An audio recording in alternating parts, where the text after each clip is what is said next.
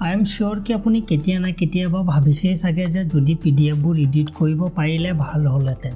Exactly আজি মই তাকে কৰি দেখুৱাম without installing any software or Android app.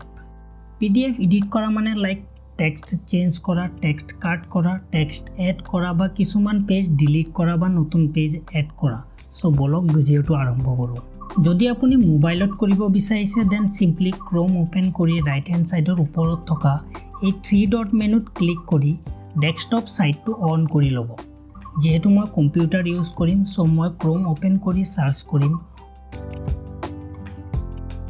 Online PDF editor. তেনে ফাৰ্স্ট ওয়েবসাইটটো ওপেন কৰি লওক। আপুনি সিম্পলি ডেসক্ৰিপচনত দিয়া লিংকৰ পৰা এই ওয়েবসাইটটোত আহিব পাৰিব।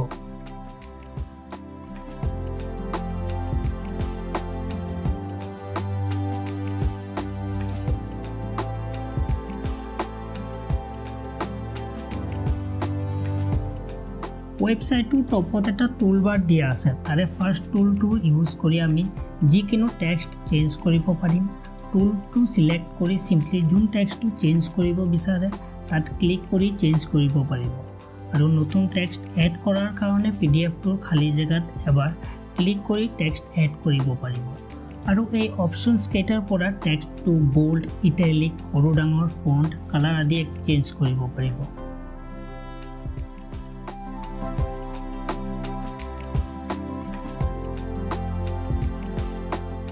সেকেন্ড অপশনটো ইউজ কৰি আপুনি যিকোনো লিংক PDFটোত এড কৰিব পাৰিব, যোনটো আমাৰ বেছি কামৰ নহয়।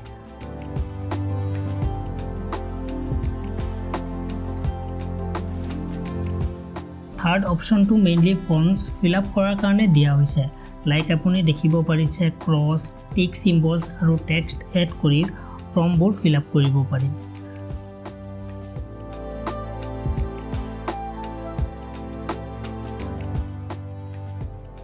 যদি আপুনি ইমেজ এড কৰিব বিচাৰিছে দেন সিম্পলি ইয়াৰ পৰা কৰিব পাৰিব। জাস্ট নিউ ইমেজত ক্লিক কৰি ফাইলৰ পৰা ফটোটো সিলেক্ট কৰি ল'ব।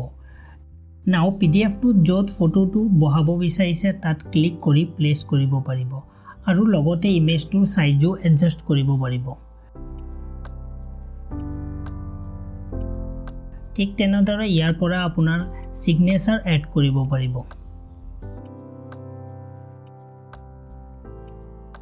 নাও এই হোৱাইট আউট টুলটো ইউজ কৰি আপুনি PDFটোৰ যিকোনো এৰিয়া হোৱাইট কৰিব পাৰিব। লাইক আপুনি দেখিব পাৰিছে।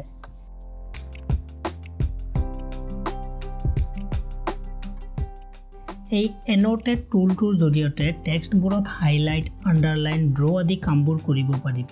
জাস্ট কালাৰটো সিলেক্ট কৰি হাইলাইট কৰিব বিচৰা টেক্সটটো সিলেক্ট কৰিলে হ'ব।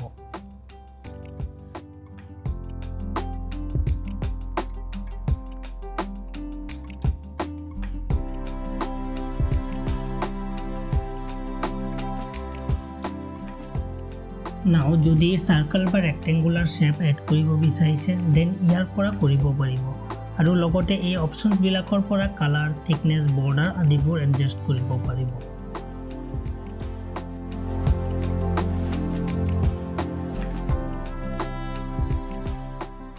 আৰু এই টুলটোৰ আনডুত ক্লিক কৰি কি চেঞ্জেছ কৰিছিলে চাব পাৰিব আৰু কিবা বেয়া হৈছে যদি সেইটো ডিলিট কৰিব পাৰিব।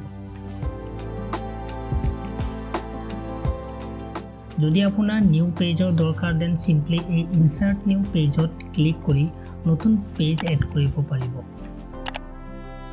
ঠিক তেনেদৰে এই ডাষ্টবিন আইকনত ক্লিক কৰি কোনোবা পেজ এটা ডিলিটও কৰিব পাৰিব।